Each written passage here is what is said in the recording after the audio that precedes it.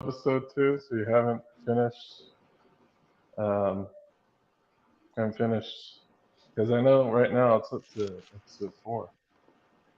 Yeah, yeah. I'm only on just about done episode 2. Yeah, so 4 of the 3, or the 4 that are out, 3 and 4 are really good. Okay. Yeah, I thought 1 was okay, and I'm not a fan of 2 so far. It's kind of boring to me, and I don't understand all the changes that they've made. And like the first one, I thought was kind of interesting. The stuff with land fighting the fades was cool. Hmm. And that part is also one of the only parts that I like about episode 2. The rest is kind of like boring, and like I said, I don't understand why they're making some of those changes. But Like, what are some of the changes you thought were odd? like they changed a little bit of the like Leandrin like seemingly taking care of that guy, and Nynaeve seeing that and getting involved, and Leandrin trying to recruit Nynaeve into the Red Aja, and imprisoning Matt, and this stuff they did at the end of season 1 with Moraine lying about Rand having died and her having lost her power, and now her and Lan are trying to like repair the relationship because the warder bond has been broken, and then parents still going around with Thingtar and stuff like that. And I don't have that much of a problem with his storyline. And then just in episode 2, Elaine was introduced, and I don't I don't like who they chose for Elaine, simply because she looks too young to me. She looks like she's 16 or so. Um, I actually like Elaine. I thought they did a pretty good job casting Elaine. Um, does she look younger? I suppose. I believe if we're going by book canon, she is the only character at the beginning of the book that's under the age of 18. Right. Well, I So I mean, think, how but they aged up all the characters for the show, right? Is she still supposed to be comparatively younger than the rest of them, I guess? um, well, I know Nynaeve's the oldest. Rand, Egwene, Perrin, Matt, they're all supposed to be the same age. Min, I think, is supposed to be older than Rand as well, but Elaine is supposed to be younger than the group.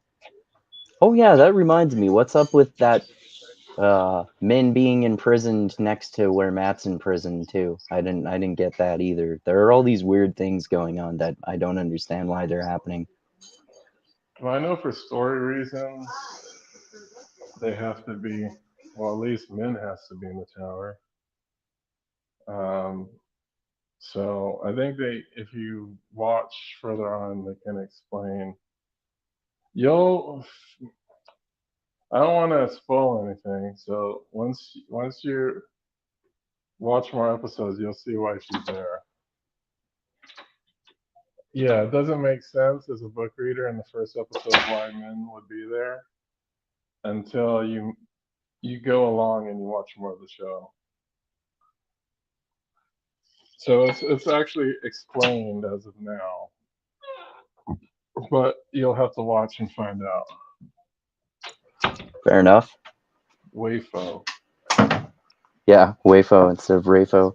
I didn't know what Rafo meant for a while when Brandon Sanderson would say that, and I had to look it up and find well why didn't he just explain what that means? Read and find out. Well, I Watch think and it's find out. because that's been like a term that's been used by both him and Robert Jordan for like years. So, Oh, okay. Okay. um, Yeah, I didn't even know that. yeah, this is like years ago. You know, before when Robert Jordan was alive, that was one of his favorite things to say at conventions when people were asking him questions about characters and things like that. Right. Like he didn't want to spoil anything, so he just tell people to read or read and find out. Right. That makes sense. All right. So yeah, we just talked about the first two episodes. I think next week we'll probably do another one on 3 and 4. Oh, okay, good. I was waiting to watch your guys' episode until I watched the episodes to get your feedback on it. Yeah, it's only So 1 and 2. We just did one okay, and two for that first stream. okay, And next we're going to talk about 3 and 4. You're of course invited. okay, I cool. haven't set the time yet. It's probably going to be next week. Um, I think I might be able to do the weekends again because I start earlier now. Like I start at 4. So I'm going to see if I can talk to Tristan to see if he could do like 5 o'clock on a Saturday or Sunday. Okay, cool. The last time I did a stream at home, I got interrupted and I had to like cut it short. Oh, did you? Yeah. When was that? This past Thursday. Was that the one with Tristram? Yes. Oh, And okay. we talked for 2 hours, but it did get cut short. Oh, that's too bad. But yeah, we're definitely gonna discuss more. It's just kind of sad that this. I don't get why there's only 8 episodes per season. It just doesn't make sense to me. Yeah, that doesn't seem like enough. At least in season 1 it did. And I think this season is also going to be 8. So Yeah. we'll see, man. We'll see. Um, but anyway, did you want to go ahead and talk about the Book of Eli? Yep. Um,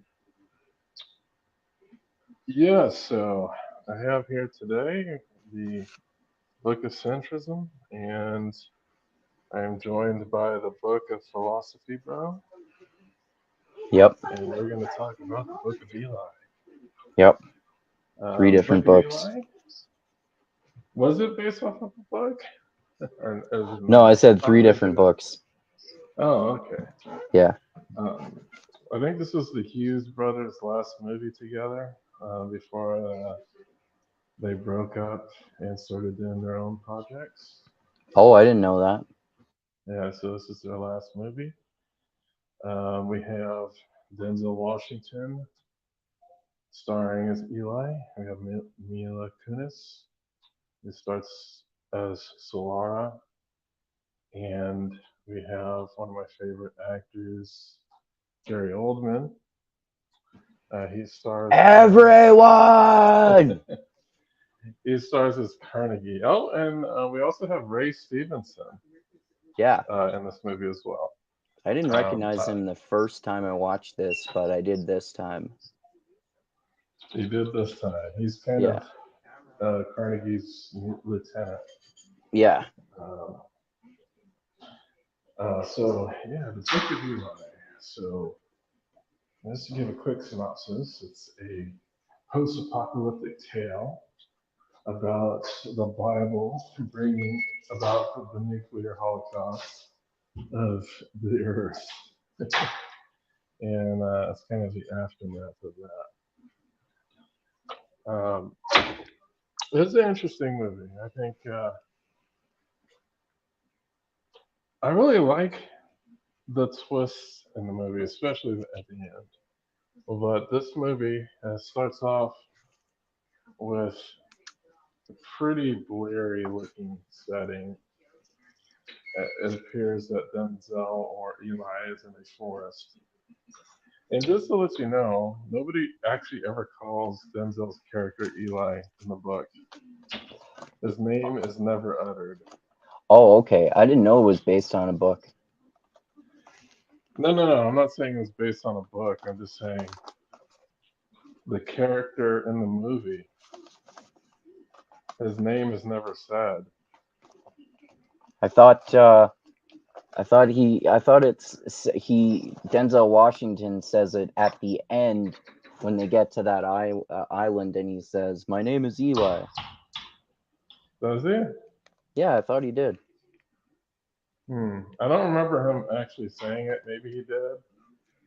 But the thing that identified him as Eli was that there was a name labeled on his backpack. Okay. Just to let you know how big of a fanboy of this movie I am. I have the Book of Eli machete. Oh, that's pretty cool. Yeah, I always wanted to get one, so I bought one off of Amazon.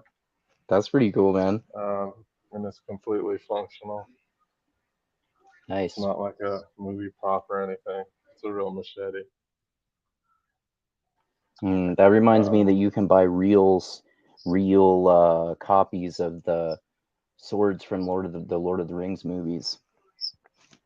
I know if I was super into them when I was younger, I probably would have some Lord of the Rings swords.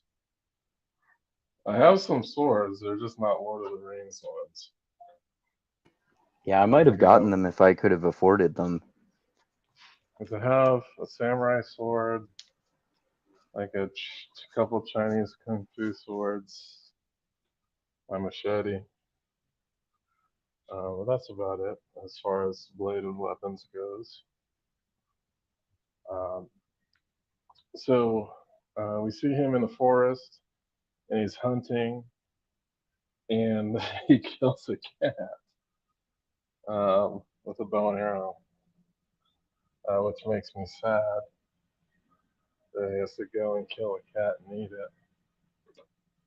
Can't imagine it would taste any good. I can't either. So we see him trekking along. Obviously, he has access to music through like an MP3 player. Yeah, that's And funny. That's funny that it seems like he just listens to it before he goes to bed at night. I wonder mhm. how long that battery has lasted though. Well, I guess he does know about charging, as we do find out later in the movie. I'm assuming he has some method of charging this device up. Isn't it hard to find places with electricity? Well, you can probably rig a wind up radio to charge devices. Oh, interesting. Like if he's Okay. electrically inclined, that shouldn't be a problem for him. Okay. And I know if I found the wind up radio, I'd be able to figure out how to charge something with it. Okay. I had no idea. That's good to know. So he seems to be a loner who's been on his own for a long time. Um, so there is a point where, and this isn't going to be a super long. Um, I wouldn't say this is going to be a super long discussion because this movie doesn't have, like Mad Max, it doesn't have a ton of dialogue in it.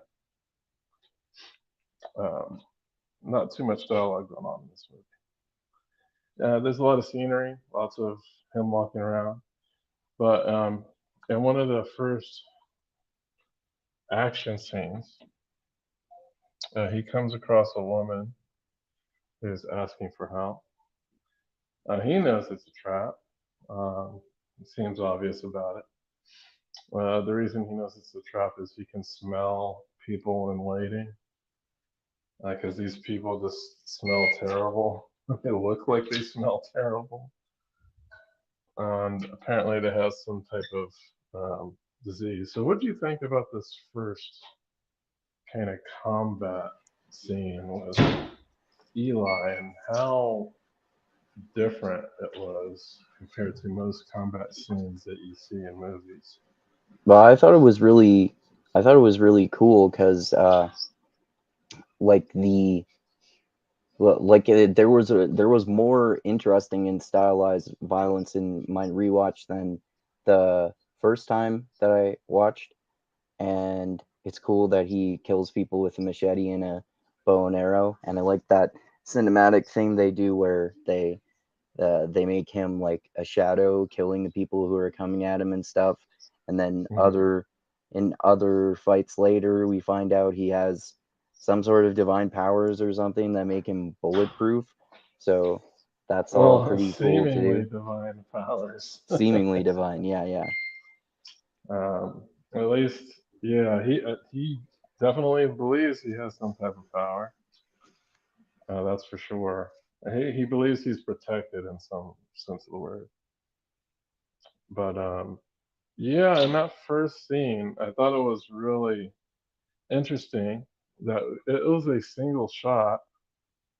Um, so he killed all the guys in a single shot. There were no camera cuts, and it was done kind of as a silhouette in the darkness under an overpass. I thought that was a really interesting way to shoot that scene.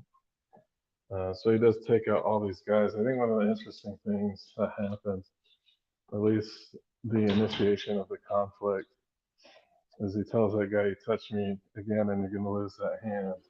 Yeah, And he indeed touches him again, and he loses the hand yep, with lightning fast speed. Yeah, and the first time you're watching this movie, it's like completely unexpected. yeah, definitely. Like when we don't even know about the machete yet, it just comes out. His Cuts the holy dude's hand machete, Black Jesus's holy machete. like, Jesus. So I think he asked the woman for water, and I think he realizes that these people have some type of disease where from eating humans. Right. Yeah, so he kills the guy that he cut his hand off, but he spares the woman. He does not kill the woman. He leaves her Hmm. alive. Right. Um, Also, upon his journeys, he also overlooks some marauder violence. Looks like there's this bike gang that's terrorizing the waste, and just kind of randomly killing people. Hmm. He knew he was outgunned, so he did not get involved. When he saw it happen, he really had to try hard not to get involved, Hmm. as he was saying like a mantra to himself to keep him out of the action. Yeah, yeah, I remember. Yeah, it has that common post-apocalyptic theme about how you have to be kind of more emotionally callous in order to have greater self-preservation. Yeah. So we do kind of see why he's in this kind of extreme survival mode. It gets revealed to us, but he does finally arrive into that town, and it's like I think the town is run off of kind of a barter system, and the central governance seems to be located at some type of a bar or brothel of some sort. Yeah, it's like it seems like it seems to me like an old-fashioned saloon from a Western movie. Right. I believe this movie was mostly shot in New Mexico, Okay, so it's likely they probably found some of these places in the Old West and kind of used that right. as a set for this movie. But he comes into this town. He goes to the engineer to have his devices recharged, and he goes to the bar to barter for some water. While doing so, they put The only thing that makes sense to me in post-apocalyptic scenarios and movies is that people have gone back to the barter system. that's the only thing that makes sense to you. Yeah, that's the only thing. That's the only thing that seems like a benefit of a post-apocalyptic scenario to me. Right. Um, So I think he barters some gloves and other things to get his water filled. During this interaction, he like shoves some cat off the bar, and one of the bikers get mad. And I've seen this actor before in other movies. I think he plays. Have you seen 8 Mile? Yeah. Doesn't he play that guy that's like Eminem's friend who gets killed? Uh, which one of his friends gets killed? I forgot the name of his friend, but I think it's the same guy. It's like the white guy that's kind of slow. Oh, okay. Yeah, I forgot who you're talking about for a second. I was picturing his black friend No, who not Mackay Pfeiffer. yeah, Um, yeah. those other friends. Yeah. Okay. But Yeah, I I think think I it's know the who you're same talking about. actor. I think it's the same actor. Okay. Um, so he starts an altercation with Eli at the bar. Eli does not want any trouble. I think he does his best to try to avoid conflict with this guy. And seeing no way out, he just kind of quickly bashes the good dude's head into the bar, which causes the rest of his goons to surround him. Right. Um, and he does quote some Bible verses. I think one of them has something to do with those going back to the dust from which they came. Right. um, but then and a fight scene ensues, and he takes all those guys out. Uh, at this point, I believe Eli is arrested, Right. and Solara is sent up to him to convince him to become one of Carnegie's henchmen. And she's offered to him as a freebie from a prostitute. Right. And I believe Carnegie's shacked up with her Solara's mom, who is blind. Right. Yeah. So he uses her as a sacrifice because That's kind of like a foreshadowing for the big cliffhanger ending. Well, not so cliffhanger ending, but big twist ending, I should say. right. So Carnegie, he's hell bent on finding a book. It's not we're not told what book it is exactly at this time, but after he, I would say, Eli graciously hosts Solara. He doesn't, he's a man of the word of the God. He does not imbibe in debauchery. The only thing he does is he shares a meal with Solara Mm-hmm. and um, says a prayer before they Mm-hmm. eat. So after the night's done, he vanishes and she is summoned to Carnegie's office. I believe the mom is there in the office, and something prompts her to start saying a prayer. And Carnegie is hell bent on asking her where she heard that and if Eli had a book. Ultimately, after many threats, so Laura doesn't know what the name of the book. She can't read. Mm-hmm.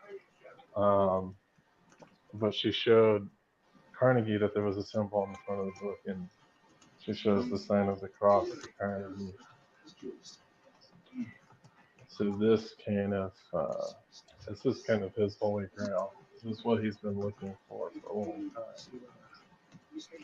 So he gets all of his henchmen while Eli is trying to get his devices back from the engineer,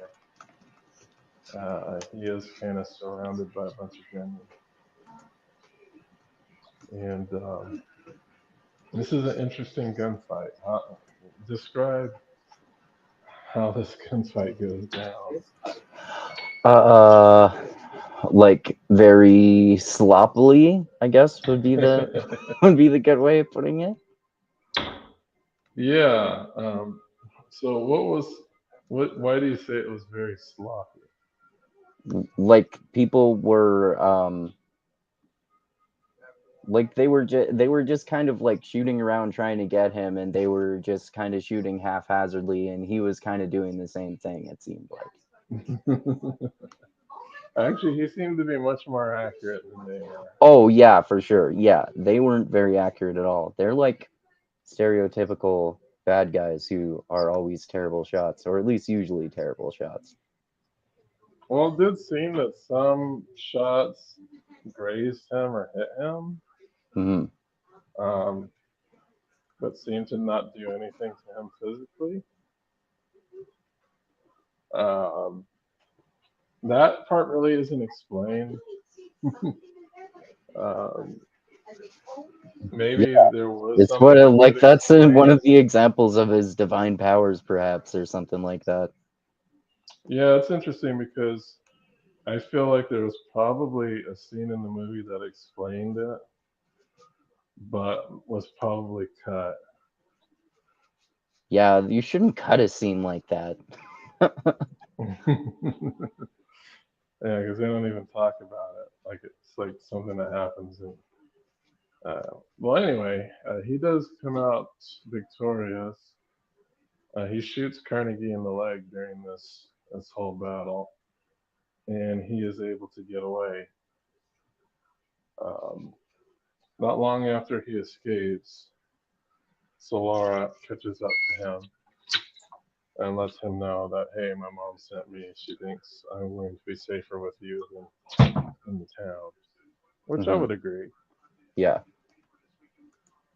that's the like that's a good point too. That often in movies and books, the hero, like they try to drop off the woman damsel in distress or their other sidekicks who don't have magic powers or something, but then sometimes a character actually says something that makes sense and say, isn't the safest place I could be with you, because you will kill anyone who attacks me. Right. So he seemingly agrees to have her along. One of the first stops they make, because he inquires, is where do they get their water supply? And she leads him to a aquifer where the town gets its water. After he gets his fill, he proceeds to lock her in the aquifer.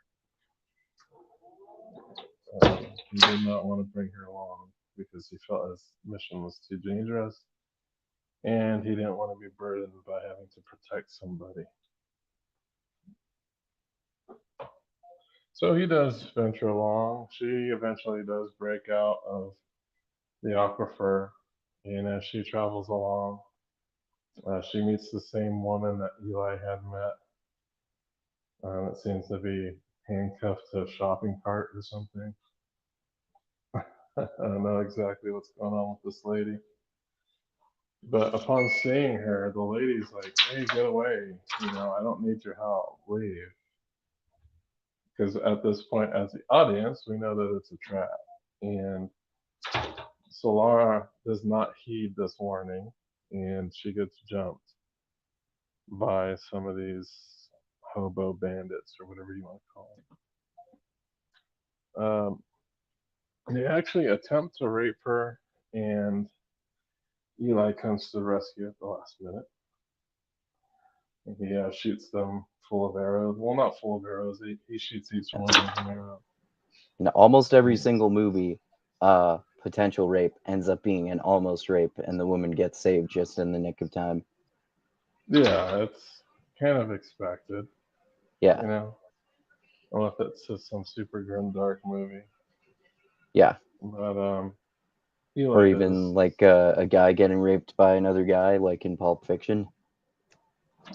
Oh, well, didn't he? Did he get raped? Yeah, Didn't Ving Rhames? He actually got raped. So. yeah. Ving Rhames actually got raped for sure. Yeah, Yeah. and By the, Bruce by Willis. the Bruce gang. Willis killed the one guy with the samurai sword, and then Ving Rhames got his revenge by shooting him in the balls with a shotgun. Yeah. So yes. So he feels guilty, and they do team up and travel together. There is a finally there's a time when they go camping, and Eli finally explains himself to her, and that his task is to go west because he was told by God to do so, Right, and that he is and protected. he's how long has he said he's been traveling since the start of the apocalypse? 30 years or something? Yeah, they're basically, Right. which is crazy because I wouldn't think it would. Well, I don't know. You wouldn't think it would take 30 years across the United States, but Yeah. who knows what kind of crazy shit he's had to encounter. Yeah, that part Um, was reminding me of Roland in the Dark Tower series, how time works differently in his dimension, and how they had that sort of seeming same sort of thing. mhm. So yeah, he explains his mission. She agrees to go upon. At the same time, they're also trying to evade Carnegie, who's on the warpath, trying to find them. Hmm. Um, and on their way, they stumble upon a house which has a booby-trapped porch, and they fall through into the porch. It seems to be an old elderly couple's home, and the elderly couple do not kill them, and they invite them in as guests for tea And with them. and they end up being the most horrifying monsters in the whole movie. Yeah, so this couple has lived in this house for a very long time.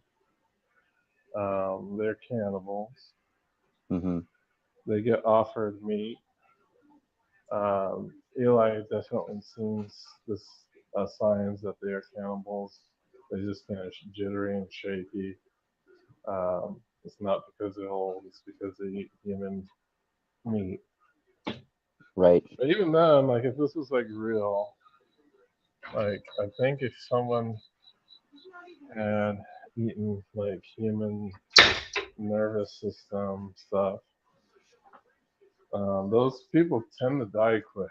They don't live very long. Yeah. Um, anyway, after the offered meat, he wants to make his escape. He's like, I'm going to get the hell out of here. And as they're going for the door, they see Carnegie and his henchmen roll up in, in their convoy. So this turns into a standoff. I really like the standoff scene. We get to see a lot of shooting, and the house basically gets turned into like almost nothing by the end of Yeah. the shootout scene. Yeah. Yeah. It basically just becomes a frame. Hmm. Um, at the end of it, I believe once Solara gets captured, he he surrenders himself Right. to Carnegie. Um, well, they both get captured, and he's about to kill Solara. He's like, "You better give me the book," and he does hand over the book. After he does that, he gets shot, I think in the gut, kind of breaking the illusion that he is just an ordinary man. not a god, and he is left to die. Um, Ray Stevenson's character had a arrangement with Carnegie that he get to keep Solana. She was not to be killed, and he wanted to do whatever he wanted with her. So they captured her, take her in the convoy. Um, and on the way to the convoy, um, I think Solara, doesn't she stab a bitch? Yeah, I think so. I forget who. Yeah, and it causes like somebody. Well, anyway, I know the car flips over a bunch of times. Ray Stevenson receives like a fatal wound. Right. And Oh, I remembered that essentially, he got injured.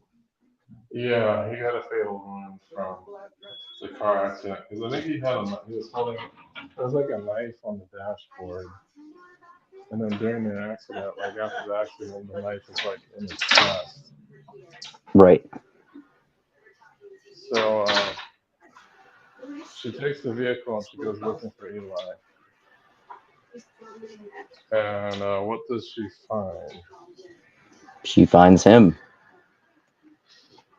at some point, Well, anyway. miraculously though, he's walking Yeah, as he's if nothing walking. had happened to him. Doesn't seem to have any effects from having been injured, and then Gary Oldman's character supposedly executed him, didn't he? Gary Oldman's character makes it back to town. No, I mean he after he shot Eli, didn't he after he shot him the first time, didn't he execute him? Supposedly?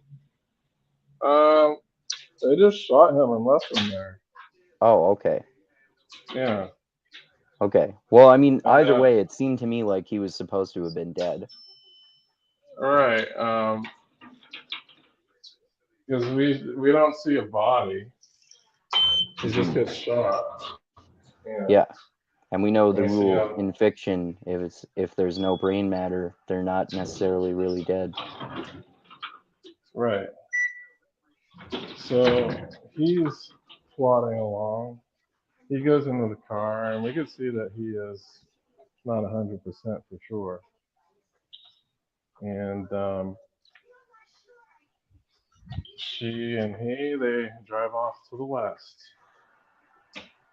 Meanwhile,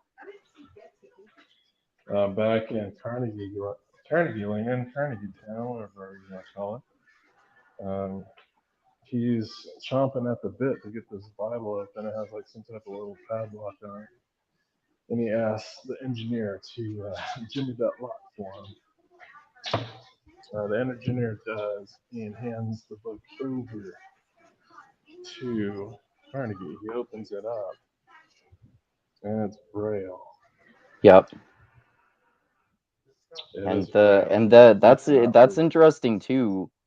That was also a good twist because there are a few times in the movie we see Denzel Washington reading the Bible. So we assume it's just like a regular book because he's reading it every day, and we assume that a person who's not blind wouldn't be able to read Braille, but he's been reading it every day, and obviously he can read Braille.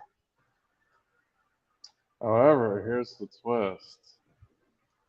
I think this book actually confirms that Denzel is blind himself. Oh, really? Yeah, there's a few key scenes that kind of confirm it. Oh, I had no So, idea. yeah, yeah. So one of the biggest key scenes is when they approach the house that the old people live in. The old people ask him, "Didn't you see the no trespassing sign?" And he's like, "No, I didn't see it." And they clearly walked right past the sign. Oh, I thought he was just lying. No, he didn't see it. Okay. Another reason you could tell he's blind is because I was looking through this whole movie to search for clues that told me he was blind. He only shot at something with a bow and arrow or a gun if that thing made a sound. Oh. So there's this scene in the shootout. He only shot at people who shot first. Oh, okay. Oh, interesting. But he's just so like not quite like Daredevil, but similar to Daredevil in that his other senses have adapted so much that he doesn't even seem like he's blind. Well, he probably has an extreme echo location ability. This is Yeah. not something that is not. I would say it's not impossible. There have been Yeah. people that have had an extreme echolocation ability. I know there was a kid that he kind of died young because he had cancer, but he was able to like ride bikes and stuff, and he was blind, Yeah. Some blind people have been able to accomplish things that you would never expect a blind person to be able to do. right? I'm trying to remember the other scenes that confirm he's blind. Like even the first combat scene, if you notice, he backed them into the underpass. I believe he did that in order to use echolocation. Because if you notice, like he only fights well in enclosed locations, And he's fighting in the dark in that scene too, which isn't a problem for him, but would be worse for his enemies. right? Because when he's in big open locations, he doesn't fight as quite as well. Okay. We see that kind of in the gunfight where he's kind of like doddering around, Hmm. and he's not quite doesn't look like he feels comfortable at all. Also, in the standoff, he didn't do very well either. Right.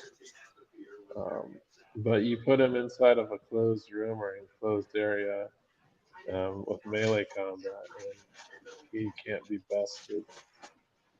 Yeah. Exactly. So you didn't know he was blind. No. Yeah, next time you watch this movie in the future, keep that in mind, and a Okay. lot of things will make sense Okay. that he can't see. Okay.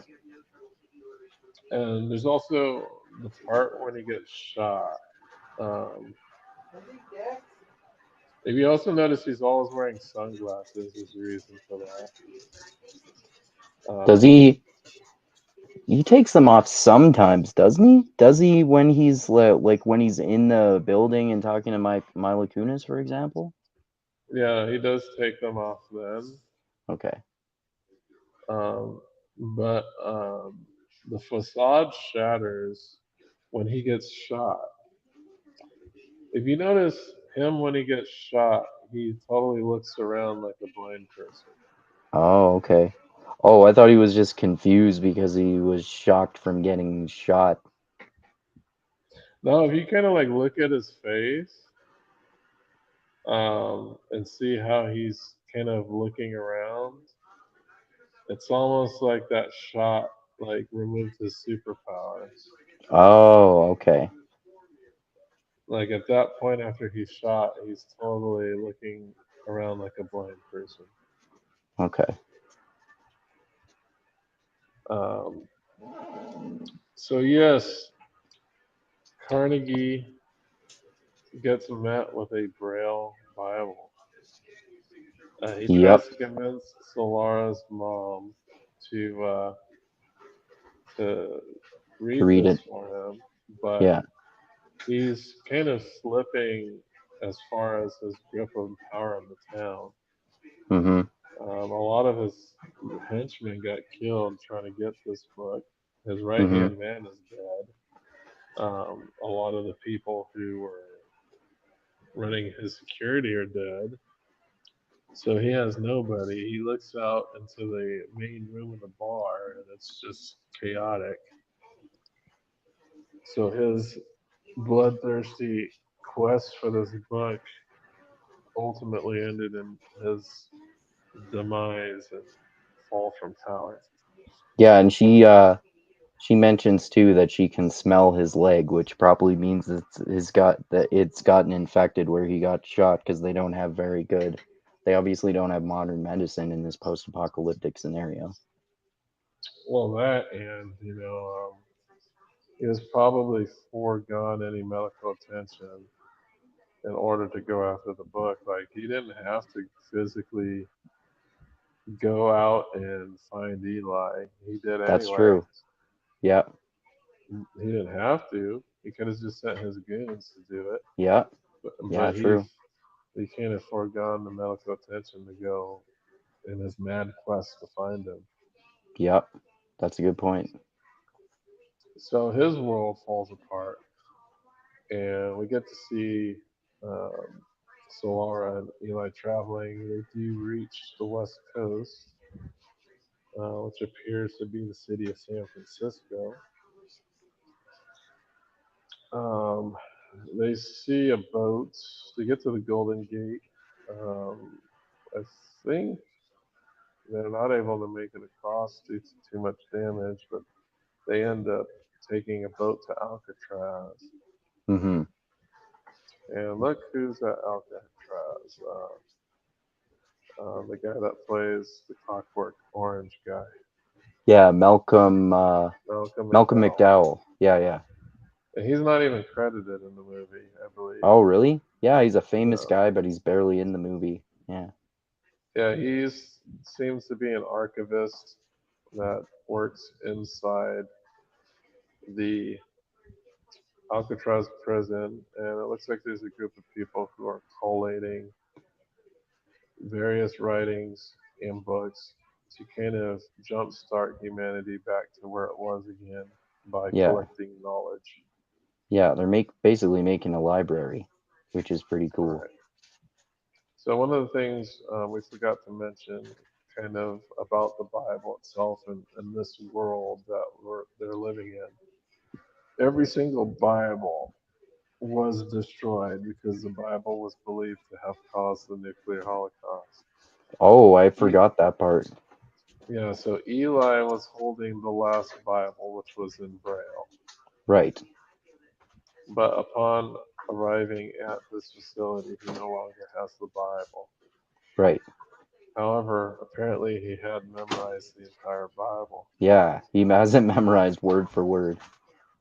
Yeah, so he goes and he starts at Genesis, um, let there be light and all that. Hmm. And Malcolm McDowell is hastily writing down every word that he says. I think by the end of it, there's just like stacks and stacks of paper, and he's just kind of lying on a couch, kind of continues to recite the Bible. And I guess eventually he dies. Yeah, I guess I he don't know. succumbs I don't to know the. why that was, but it seemed like it was supposed to be some really uh, mythologically or religiously symbolic with him dying now that he's completed his mission. Right. And then as Solara visits his grave, we get to see her go out on a mission back to where she was from. Hmm. I assume to save her mother or something. But if there was ever a book of Eli too, I guess it would be Solara would be the main character. Yeah, I doubt that there will be a sequel, but that could be interesting. Right. Right. So, do you consider this a religious movie? I'd say so. Yeah. That's probably one of the reasons I didn't like it as much the first time because I was more anti-religious back when I first watched this movie. But I don't mind that part now because I don't mind religion as much. But yeah, I mean, I guess I would classify it as religious because it's all about this quest to preserve the Bible and there seem like, so like I was saying, it seems like there's some aspects of Denzel Washington that are kind of divine, but it's an interesting take on that kind of story. I like the post-apocalyptic approach and the all the stuff to do with blindness and Gary Oldman becoming the post-apocalyptic cult leader and all that stuff. Hmm. And the combat scenes are good too. Yeah, the overall cinematography is good. The vibe, the mood of the movie, the soundtrack is great. Um,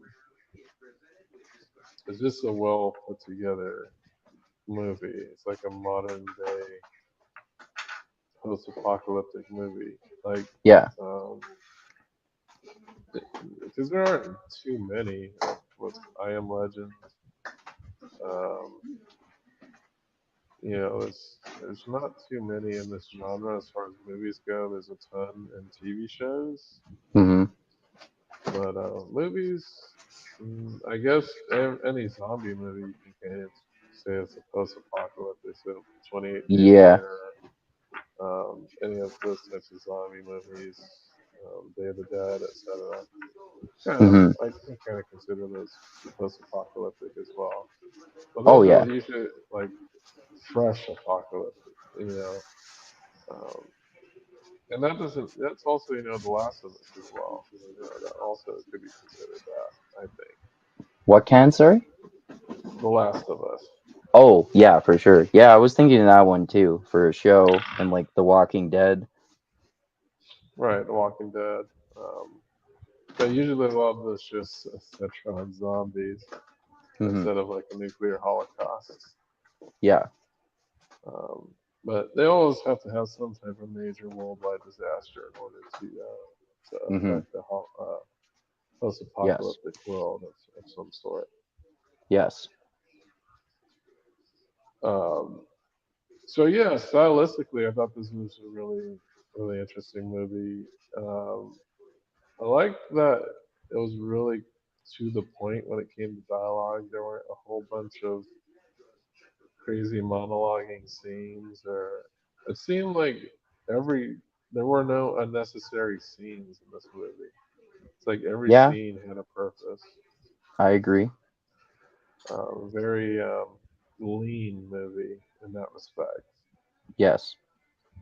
I thought acting was great. You have two legends. You have Denzel Washington, an acting legend, as the protagonist, and you have Gary Oldman, another acting legend, as the antagonist. And you have, some supporting roles there. I believe the engineer was actually some type of old rock star dude. Oh, was he? Yeah. I wish I could look it up right now, but he's like some like lead singer to like an old classic rock band. Oh, okay. Cool. Um, and of course, you had the late great Ray Stevenson. He's dead? I Um, didn't know he's dead. you didn't know he died? No. Well, yeah, he died. Wow, Hmm. I thought you knew. He died. Oh, okay. Cool. I mean, not cool. That's not But cool. He wasn't that old. yeah. He was relatively young when he died. Yeah. Do I you think know he how was he only in died? his 50s. It wasn't a drug overdose. It was like some type of medical thing. Oh, that's too bad. Yeah. So he's gone.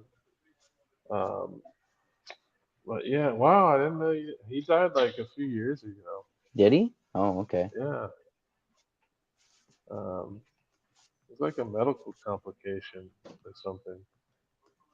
Oh, okay. Um, not exactly sure of the details, but yeah, it was some type of medical issue. Okay. Um, but yeah, so it's interesting how you said the first time you watched the movie you didn't like the religious aspects, and now that you watched it again under a different worldview, and you did, you didn't mind those so much. Would you say Mm-hmm. that your second viewing was better than your first? Yeah. Yeah. Yeah, for sure. It had Yeah. I mean it even had better action and combat than I remembered too. I'd forgotten about that. Yeah, I remember being, like I said, I was so intrigued by the combat when I first saw it. I bought the Kavili machete. Mm-hmm. I was like, ah, I gotta have that machete. It's because it's cool. Like when that fight in the bar, how he just kind of swings it out of his boot. Mm-hmm. Like I rewound that part a couple times. I was like, oh, he's serious now. He brought out the machete. You know, but Mm-hmm.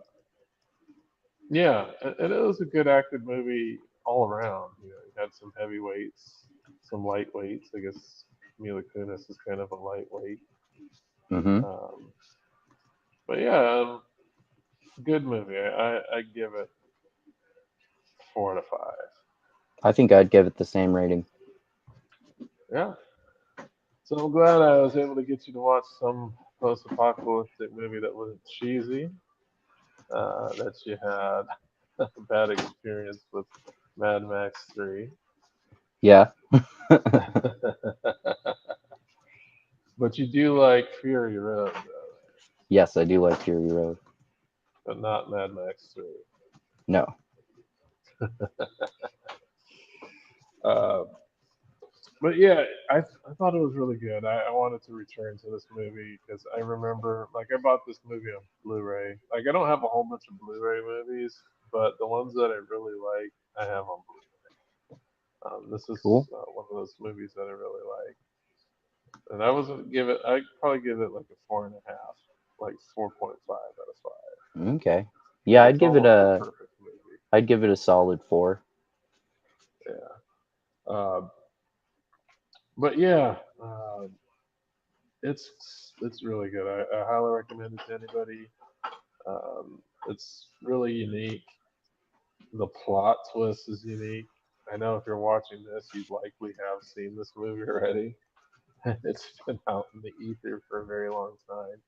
And you know, all of the stuff we discussed is just spoiler filled. So people who are watching this are just, oh, are they going to talk about this scene or what are they thinking about that scene? That's basically what this is for. It's not like, oh, let's kind of pussyfoot around what happens in this movie to keep it spoiler free. Well, That's yeah, not it. especially when we're doing a whole long podcast about it. I get Yeah, that this if is you're not. doing like if you're doing like your own 15-minute spoiler-free video review or something like that. Yeah, usually in my spoiler free ones, that will be spoiler free in the title. Hmm. Everything else is, I'm just going to dive right into it. I don't care. But yeah, there's a lot of shows have come out. I've been diving into various different little things. I know One Piece is a big hit. I've checked out the first episode. I plan on watching more of that. Can't wait till the next episode of Watt drops. I'll be right there. It's going to be a really exciting one. You said through the first 4 are out now? Yeah, the first four are out, and I know for sure the fifth one has to be a pretty good one Okay. because of what happened at the end of episode 4. Okay. Yeah, hopefully I'll like episode 3 and 4 more than 2. It sounds like based on on what you said that I probably will. Generally, from what I've been just kind of seeing around the internet, generally people have been generally people have been saying this season is better than first, and that episode 3 and 4 are really good. Okay. That's interesting. Episode 4 might have been my favorite episode of season 1. The one with Logan, Yeah. the one that was like completely made up. Yeah, exactly. Um, yeah, I am excited, and I can't wait till the next episode. Even though I typically don't watch them on the launch date, I like to watch them on Sunday nights. But yeah, next episode they drop on every Thursday. Okay. Also, the Negroes are on top of it. Um, Sweet. we watched the first season with a newbie. Oh, okay. Cool. Yeah, they have a new person on their team, like named Cariana. She's a good addition to their team, I think. Okay. But before we sign off, did you have any media that you had been watching or reading that you wanted to talk Yeah, I was well in watching all the going through the MCU in chronological order. I'm about? Hmm. right now I am watching season 1 of Daredevil and season 2 of Jessica Jones.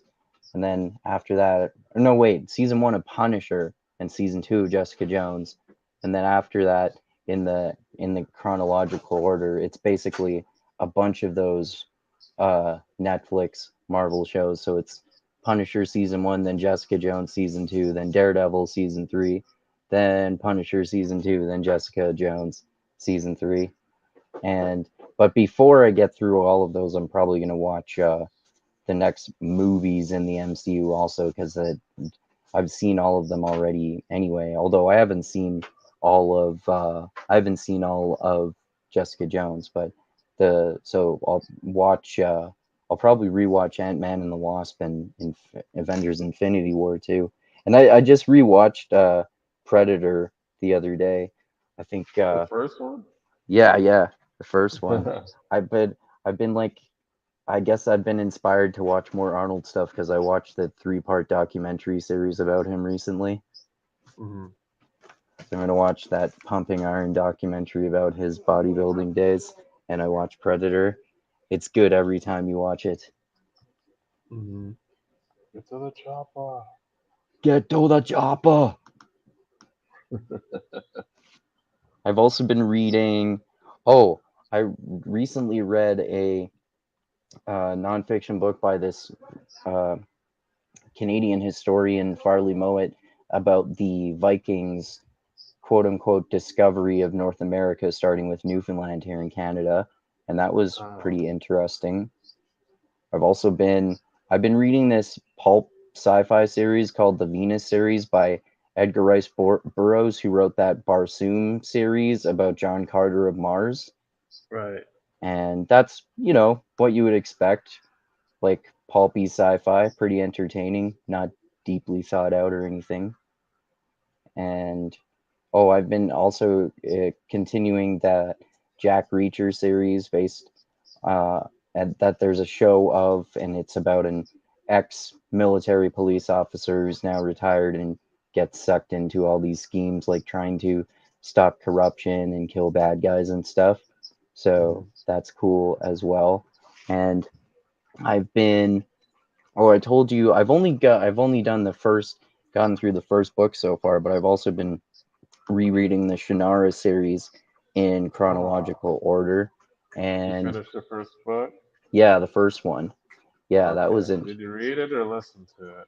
I read it. Yeah, it was that one I told you about. It was kind of a young adult one about a girl, and there's this guy who's like a magic and sort of like a wizard character who comes and protects her from this demon who it is revealed is actually her father, and her mother has concealed her magic powers from her. And it was interesting because it was like quote unquote low fantasy, which was very different in comparison to what I've read from Terry Brooks before.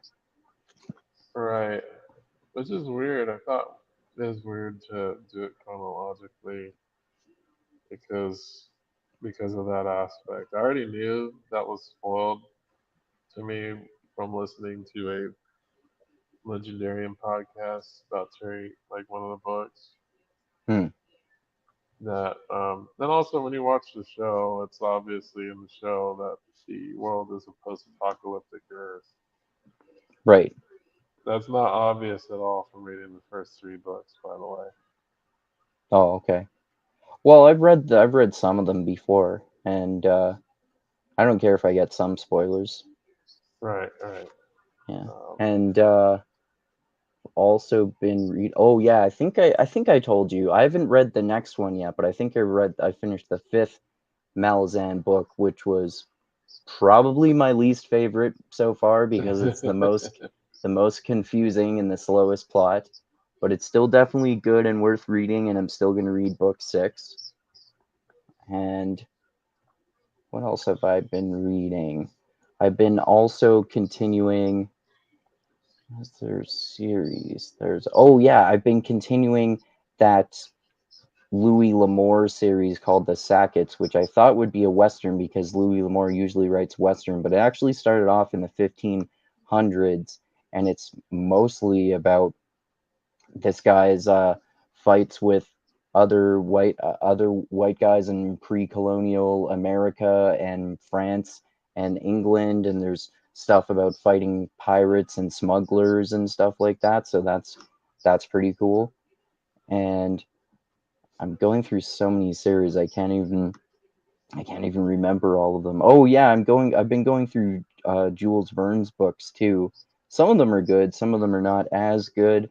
I like 20,000 years under or 20,000 leagues under the sea rather, and Journey to the Center of the Earth.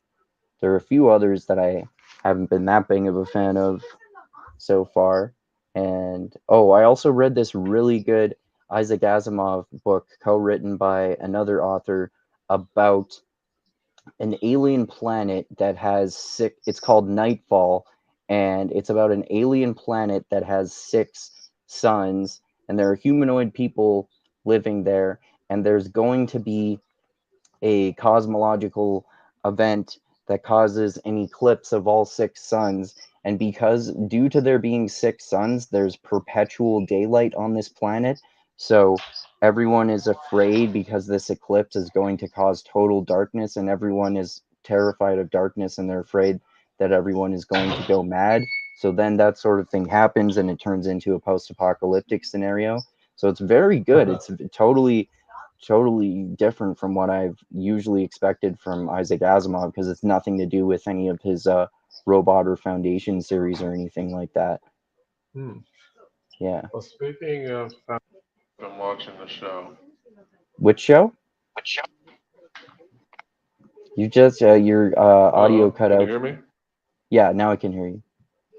Uh-oh. Can you hear me? Yeah, I can hear you. Hold on. I think something happened to my headset. Okay. You're kind of cutting in and out a little bit for me.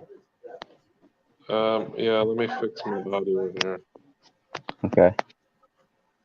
Um.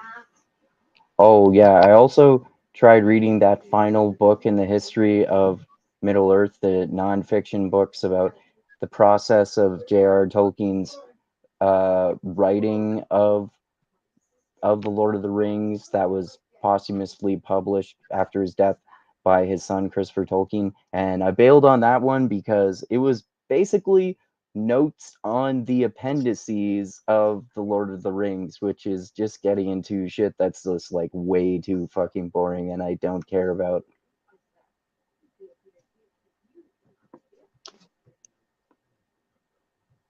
You having trouble with the headphones there? And just trying to Uh, fix my audio. okay. And also, oh, oh yeah, I also read this because I hadn't read any of his stuff in a while. I read Richard Dawkins' book. I forget what it's called, but it's just basically a compilation of his essays about mostly biology, which I like because I don't like him that much when he gets into his militant atheist stuff. So that was fairly interesting. Yeah, And this still also, stupid audio. I don't know what's okay. going on here. And I've been reading a lot of essays and books lately on uh, on anarchist political philosophy, on classic anarchists, basically, which I find interesting because a lot of them were, unlike the fucking anarcho-capitalists of today who think government is always bad and capitalism is always good. The classic Russian anarchists were anti-government and anti-capitalist. So I think they still went too far on that. But I like that because I appreciate that because they're actually at least more intellectually consistent than the anarcho-capitalists who are basically just the complete opposite of communists. Hmm. So you say anarcho-communists are more intellectually consistent than anarcho-capitalists. Yeah, because they're anti-government and anti-capitalism rather than thinking that government's always bad but capitalism is always good. Hmm. Okay. It seems more feasible in a post-apocalyptic scenario. that, Anarchism? Yeah, yeah, that, definitely. that And they it's do. interesting too seeing some different anarchist opinions too. A lot of them were for violent revolution too, which is interesting. And some of them had some interesting disagreements too. Like one of the guys I was reading was saying that he's basically saying that voting is okay. And I was thinking, how is this not just becoming democracy if you're Mhm. having voting? And basically it seemed like his opinion was voting is okay and political things like that are okay if power is only temporary and can be taken away. But that still seems like kind of the beginning of democracy. Yeah, because I almost feel like power is not something that's easily taken away. Yeah, exactly.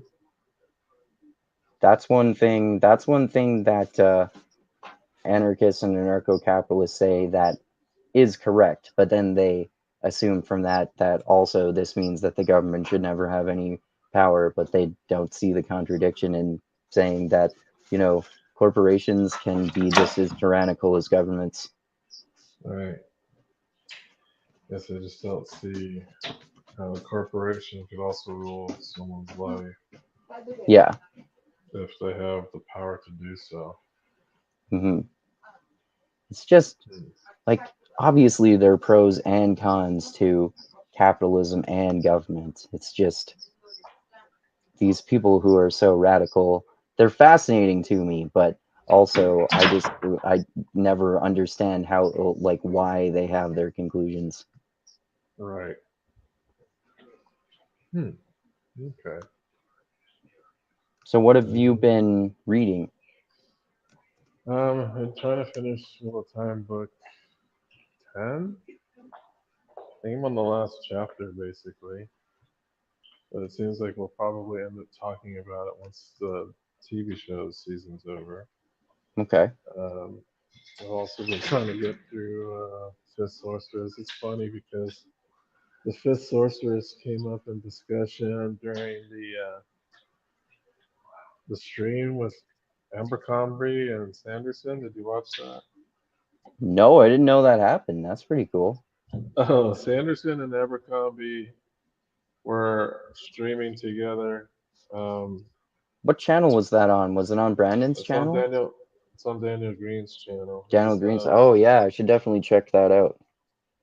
Yeah, they talked about the Fifth Sorceress. Yeah, it's definitely. I would recommend checking out that video. It's interesting to have two of my favorite authors talking to each other about authory stuff. What did they think about the Fifth Sorceress? Um, that at the time it was written, that there were actually a lot of books written like that, and he kind of alluded to Jerry Goodkind as well. Right. Like had a very similar writing style. Like I would say that the Fifth Sorceress does remind me a lot of Terry Goodkind, Yeah, just yeah, me with too. less bad dialogue. Yeah, I But agree. it still has like um it's edgy. Like I think there's a lot of edginess to it. Yeah, Like they try to have an edgy main character, and I think that's kind of what we have with both of those series. yeah. Uh, but yeah, reading wise, I finished two more Ranger's Apprentice books. Cool. So how many have you read First, now then? uh, 14, I think. Okay. How many are there in the series?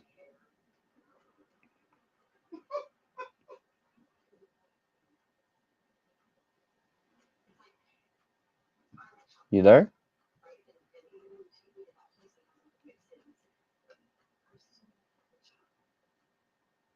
What? Yeah, my mic got cut off weirdly again. Oh, okay. I have to get it reconnected again. I don't know what's going on here. Hmm. Hear me now? Your audio sounds a lot quieter. I can barely hear you. It's quieter. Yeah. That's Oh, now I can hear you a little bit better than I could a second ago, though. okay. So yeah, I'm also right now I'm reading the second Age of Madness book, Sweet. which I am enjoying. I was like, yeah, I need to read some Abercrombie more often. I wish he was more prolific, as Yeah. He only prolific as like has Sanderson. how many books does he have? I guess if you include the collection of short stories, what's that? 10 books? Yeah, right? And in the first Law universe, yeah. So there's Yeah, the that's what I first mean. Yeah. trilogy. There's is there four standalones? 3. Three standalones. So three standalones, two trilogies, and the short story anthology. Right. And that's what you got.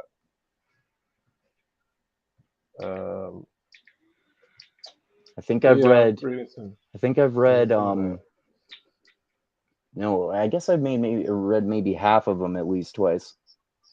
I think I've read the new Age of Madness trilogy only once so far.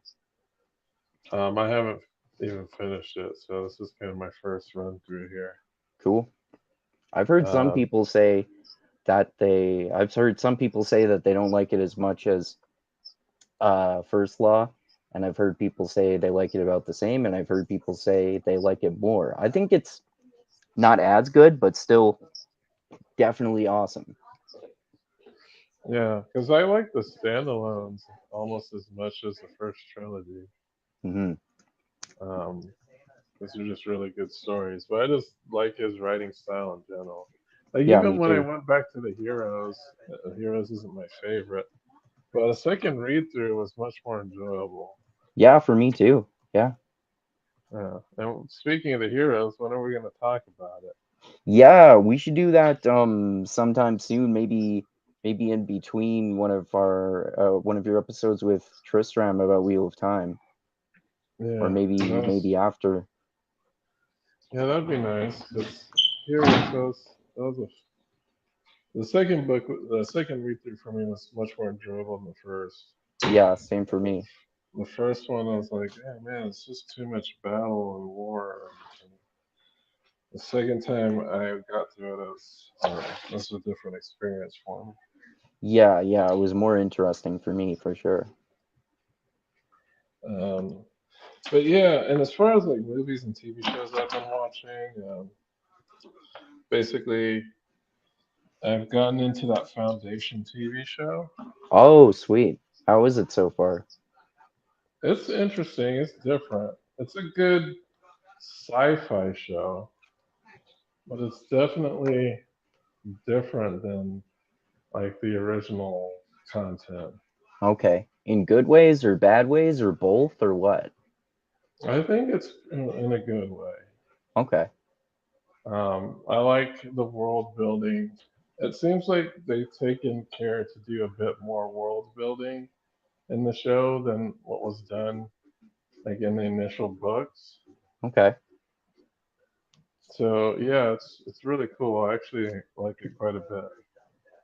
Cool. Yeah, I should watch it. I love those books. Like I've told you before, I love the Foundation series even more than Isaac Asimov's Robot series. Yeah, so I've watched about the first 6 or 7 episodes, Cool. and so far I'm enjoying it. I remember the first time I read uh, the books, I didn't like some of the characters. Like I didn't like Salvador Harvin or whatever the hell his name was. The main character? Yeah, I didn't like the main character. Thought the main character was kind of an ass. Okay. But in this show, I was like, oh, okay, Salvador Hardin's pretty cool. Cool. Um, but yeah, enjoying the show. I recommend it. Sweet. I think you'd like it. Awesome. Yeah, I'm looking forward to it. Let's see. Um, I watched The Executioner 3. The Executioner? Oh, I'm sorry. The Equalizer 3. Oh, yeah. I think I've only seen the first one of those. Yeah. It's really good. I've never seen any of the Equalizer movies. I was like, man, I'm missing out. I gotta go watch these other movies now. The first That one was was actually pretty good. Yeah, this one was good. I was like, yeah, Denzel Washington. He's like in his 60s and he's still a badass. Mm-hmm. Um, it's interesting how our aging like TV people are still like action heroes. Yeah, there are more and more old men action heroes all the time. Like what's the one the the one with Sylvester Stallone is his series. Oh, Rambo. Yeah, the most recent one, Rambo Last Blood. He's like in No, his like even 70s. the newer ones that he's making, like the Oh yeah, he's in a new TV show, and there's a fairly new movie that he's in that came out like a year or two ago also. and there's the Expendables. Hmm. Yeah, And all the they did people 3 of in those. and usually Yeah, all the the people in Expendables is Expendables, all old action stars. yeah, they're all old action stars. Yeah, So yeah, it's like old action stars are doing their thing. yeah. Gotta fit Isn't he his. like in the 70s? Sylvester Oh yeah, Stallone. yeah. Stallone is in his 70s now. I remember in that Arnold documentary, he looks old as fuck now because he's 75, and I think Stallone is slightly younger than him, but not by much. Mm, yeah, I think is Arnold still hitting the juice? He doesn't look like he is anymore. He even said in the documentary series, I would not take my shirt off nowadays. Yeah, because I think Stallone still hits the juice. Oh yeah, he definitely looks like he does. That's 70 hitting that juice. 70, he's in like his 70s and still more shredded than me somehow. So he's hitting that juice, that HGH, man. Yep. That juice. Yep. It's like Rogan's gonna be on the juice. Oh yeah. He's talked publicly about how he's on TRT and HGH, right? Well, TRT at least, but I think he said he takes HGH too. well, that's kind of apparent. He has a kind of HGH gut. Yeah. He has a That juice was gut. did you see that you know that more plates, more dates guy who's been on his podcast? No, what happened? He made a video about specifically that once and talking about because people have commented on some of Joe Rogan's shirtless pictures saying that he has a big gut for someone who works out all the time, and he was speculating that maybe Joe Rogan just takes super physiological levels of growth hormone, So you and think it takes that's HGH? yeah, he was saying, and he was saying too. That's why a lot of more bodybuilders nowadays, they are way bigger than they were back in Arnold's days because they they used to still look human and actually be lean back in the 70s, but now even if you go back to like Ronnie Coleman or someone, if you look at them now, they are bodybuilders who have giant guts but shredded abs on top of them, which is apparently a thing that happens if you take too much growth hormone. Which podcast was this? This seems interesting. Just I forget what it was called, but look up the More Plates, More Dates YouTube channel. You could just look up More Plates, More Dates Joe Rogan. Oh, it's his show. It's not Joe Rogan. Yeah, it's on his YouTube channel. But there probably is some sort of clip of them talking about something similar on Rogan's podcast. So they talk about Rogan's gut on Rogan's podcast. I don't think they talked about that specifically, but I think they talked about, people using too much growth hormone. HGH, look at the HGH gut. Yeah. Yeah, like all those super professional bodybuilders. Yeah. They look so much like mutated gorillas. Yeah, it's just ridiculous. Yeah. That's no longer aesthetic. Like, I think, back in Arnold's day, when they still had flat stomachs, he was like a presentable action star. Yes. So, but you don't really see these HGH gut people like doing action movies. Yeah. The closest one is The Rock, who is like in his 50s now and still But he doesn't says look that. like he has a HG. Does The Rock have a HGH gut?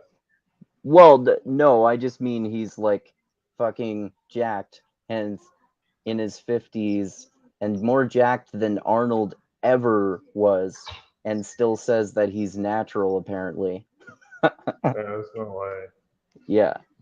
No way. There's no way he's natural. No.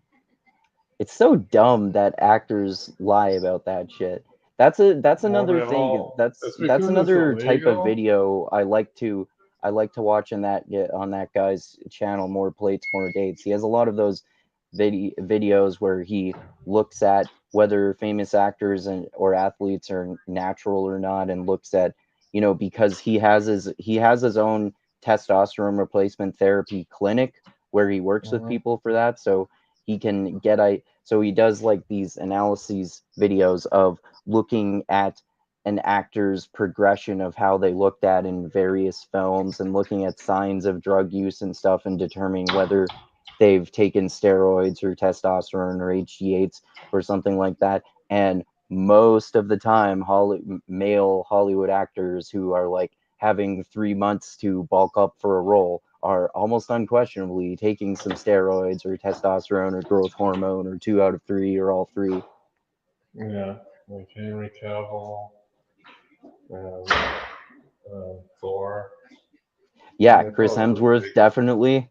You can see how much bigger he is in each Thor movie and in that new Although Thor movie. I'm not sure if Khal Drogo takes anything. He doesn't really look like he does. Who? The guy who played Khal Drogo. Oh, yeah. I think I'm not sure if he does anymore, but I think he at least did back in his wrestling days or something like that. He was a wrestler? Oh wait, no. I'm confusing Cal Drogo with Dave Bautista for some reason. But yeah, he looks Dave like Bautista definitely took Cal steroids. Drogo / Aquaman. Yeah. He looks like he could be natural, yeah. He's jacked and pretty lean, but he doesn't look like a mutant. But you don't necessarily have to look like a mutant to be on something too. Like, Jason Statham for like the Transporter and Death Drive apparently probably was on something. Like Hugh Jackman every time he plays Wolverine, definitely on something. Especially when he's in like his 50s and more jacked and shredded than he's ever been. Yeah. Who else? What about the guy that played what's his name from Spider-Man? The guy that played Jameson. He's like old. J. Jonah Jameson? Yeah, the guy that played him in the movies. He's like an old jacked man now. Oh, is he? Yeah. Then in which Spider-Man movies? The Tobey Maguire ones. Oh, really? Oh, okay. J.K. Simmons, that's his name. I didn't know he was jacked. He's like an old jacked man now. Oh, cool. I wouldn't be that guy. And to be old and jacked. Yeah. Be like in my 70s amongst guys in wheelchairs with guts. I'll say, I'm going to go to the gym. I'll say, I should have done that 40 years ago. And I'll say, yeah, you should have. Gotta keep those joints and ligaments good. Yeah, exactly. Gotta keep those bones good. Yep. Strong bones. Reduce your loss of bone density as you age. That's one of the best reasons for anyone to work out. To do deadlifts is to keep their bone density. Yeah, to lift weights Do in squats. general, and then that can prevent injuries, which can prevent a whole bunch of other things too, right? Yeah, deadlifts, squats, any type of weightlifting, really. Yeah. I think when I get this new job, I'll have to discuss this offline. But we could go ahead and wrap this up. Yeah, Book of Eli, 4 out of 5, 4.5 out of 5. And you thought it was 4 out of 5. Awesome. So, do you have any plugs for your channel, Philosophy Yeah. Bro? Everyone watching should check out my channel, Philosophy Bro, where I mostly read books about philosophy and talk about them and tell people about them. And then sometimes also, as you were alluding to, Tristram and Dusty and I talk about fantasy books. And yeah, sometime soon we should do that chat we were going to do on Heretics of Dune, which I think is the 5th Dune book, right? Right. And I have finished it. Sweet. Yeah, I have too. So yeah, we could talk about that soon. Yeah, I definitely misremembered the scene. Oh, okay. I was like, doesn't this happen? I was like, maybe it's the next book. I was like, Oh, okay. I've definitely confused some of the details between one book and the other too. Right. Yeah, I enjoyed it. I was like, Miles Teg, interesting character. Yes. He's like the most powerful being that's ever existed in the Dune universe. Yep. Very interesting. But yeah, I'm looking forward to that. Talking about the heroes, talking about a little time, and all of that good stuff. Certainly. All right, great. Well, yes. Next time we meet, um, we have the option of doing another movie or another Ranger's Apprentice book. Which do you want to do? How about another Ranger's Apprentice book? Okay, so we will be talking about book 4, which is kind of tied as being my favorite with book 12. Cool. So we will talk about that the next time we convene on my channel. Sweet. Well, actually, we might be depends. We might be talking about Wheel of Time before that. We'll see. Yeah. But yeah, we'll keep you guys up to date. But yeah, thanks for having a chat with me today. Thank you for watching. Please like and subscribe, smash, defile that like button, ravage it, savage it, and do all the rest that you have your way with the like button there.